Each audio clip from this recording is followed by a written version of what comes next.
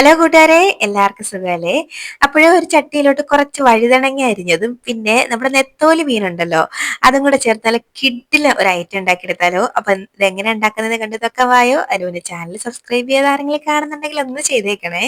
അപ്പൊ അതാണ്ട് ഇത് ഉണ്ടാക്കാൻ വേണ്ടി ഒരു മീഡിയം സൈസ് വലുപ്പത്തിലുള്ള 2 വഴുതണങ്ങ അല്ലെങ്കിൽ കത്തിരിക്ക എടുത്തിട്ടുണ്ട്. അതാണ്ട് ഇതുപോലെ ഒന്ന് ക്ലീൻ ആക്കി ചെറുതായിട്ട്, അതായത് നീളത്തിൽ ഒന്ന് അരിഞ്ഞെടുത്തിട്ടുണ്ട്. ചെറുതാക്കിയല്ല, ഇതുപോലെ നീളത്തിൽ അരിഞ്ഞെടുത്തിട്ടുണ്ട്. അപ്പൊ നമുക്ക് ഇതുപോലെ ഒന്ന് അരിഞ്ഞെടുത്ത് മാറ്റി വെക്കാം.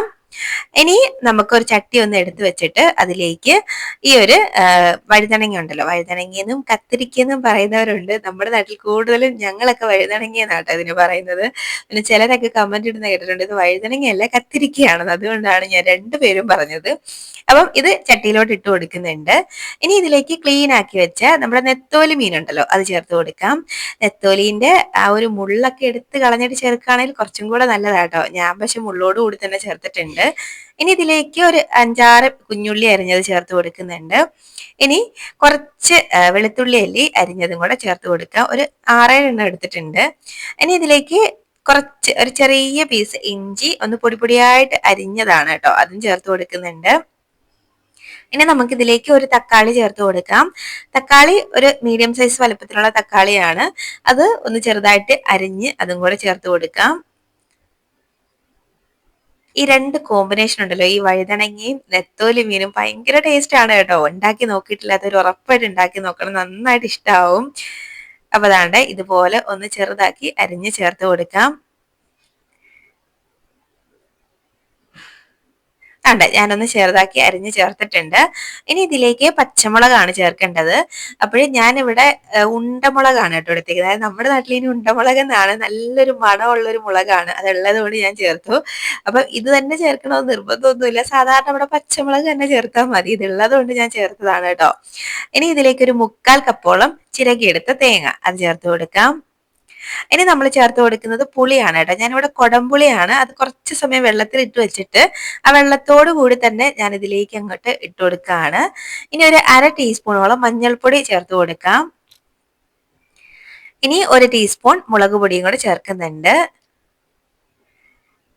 ഇനി ഇതിലേക്ക് നമുക്ക് ആവശ്യത്തിനുള്ള ഉപ്പും കൂടെ അങ്ങോട്ട് ചേർത്ത് കൊടുക്കാം. അപ്പൊ എത്രയാണോ വേണ്ടത് അതിനനുസരിച്ച് ഉപ്പ് ചേർത്ത് കൊടുക്കുന്നുണ്ട്.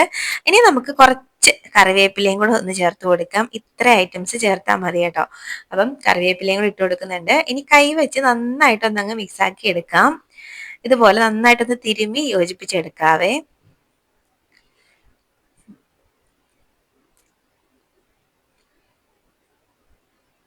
അതാണ് നന്നായിട്ട് ഞാനൊന്ന് മിക്സ് ആക്കി എടുത്തിട്ടുണ്ട്. ഇനി നമുക്കിത് വേവാൻ ഒരു ഇത്തിരി വെള്ളത്തിന്റെ ആവശ്യവും കൂടെ ഉണ്ട്. അപ്പൊ വളരെ കുറച്ച് മാത്രം വെള്ളം ഞാൻ ചേർത്ത് കൊടുക്കുന്നുണ്ട്. ഇനി നമുക്ക് ഇതൊന്ന് അടുപ്പത്തേക്ക് മാറ്റാവേ.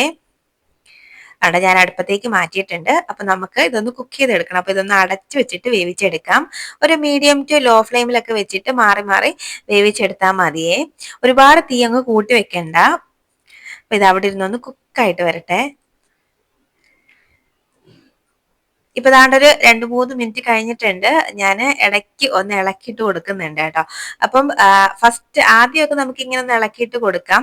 പിന്നെ അങ്ങ് ഇളക്കി കഴിയുമ്പോഴത്തേനും ഇതൊക്കെ അങ്ങ് മീനൊക്കെ പൊടിഞ്ഞു പോകാൻ തുടങ്ങും കേട്ടോ. അതുകൊണ്ട് ഫസ്റ്റ് ഇതുപോലെ ഒന്ന് കുറച്ചൊന്ന് കുക്കായി വരുമ്പോൾ ഒന്ന് ഇളക്കിയിട്ട് കൊടുത്തിട്ട് നമുക്ക് വീണ്ടും ഇതൊന്ന് ഒതുക്കി വെച്ചിട്ട് ഒന്ന് കുക്ക് ചെയ്തെടുക്കാം. നന്നായിട്ടൊന്ന് വെന്ത് വരണം.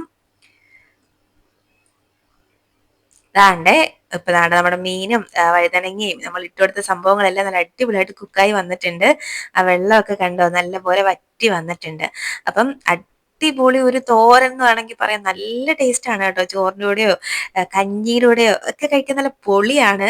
അപ്പൊ നമുക്കിനി ഫൈനലി ഇതിലേക്ക് ഒരു ഇൻഗ്രീഡിയന്റ് കൂടെ ചേർക്കണം കേട്ടോ. അതായത് നമ്മുടെ നല്ല പച്ച വെളിച്ചെണ്ണ ഉണ്ടല്ലോ, അതിന്റെ മുകളിലൂടെ ഇത്തിരി അങ്ങോട്ട് ഒഴിച്ചു കൊടുക്കണം.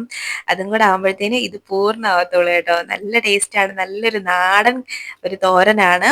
അപ്പം നിങ്ങൾ ഈ മീൻ മാത്രം വെച്ച് തോരൻ ഉണ്ടാക്കുന്നതിലും ഇതുപോലെ കുറച്ച് വഴുതനങ്ങയും കൂടി ഇട്ടൊന്ന് തോരൻ ഉണ്ടാക്കി നോക്കിയേ, നല്ല ടേസ്റ്റ് ആണ് കേട്ടോ. അപ്പൊ എന്തായാലും ഇതുപോലെ തോരൻ ഉണ്ടാക്കിയിട്ടില്ലെങ്കിൽ ഉറപ്പായിട്ടും ട്രൈ ആക്കി നോക്കണം. നമ്മുടെ മീൻ വഴുതനങ്ങ തോരൻ ഇവിടെ സെറ്റ് ആയിട്ട് വന്നിട്ടുണ്ട്. കാണാൻ എന്ത് രസമാണെന്ന് നോക്കി, അതുപോലെ കഴിക്കാനും നല്ല ടേസ്റ്റ് ആണ് കേട്ടോ. ഞാനിങ്ങനെ തള്ളി പറയുകയല്ല, നിങ്ങൾ ഉണ്ടാക്കി നോക്കിയാൽ നിങ്ങൾക്ക് മനസ്സിലാവും.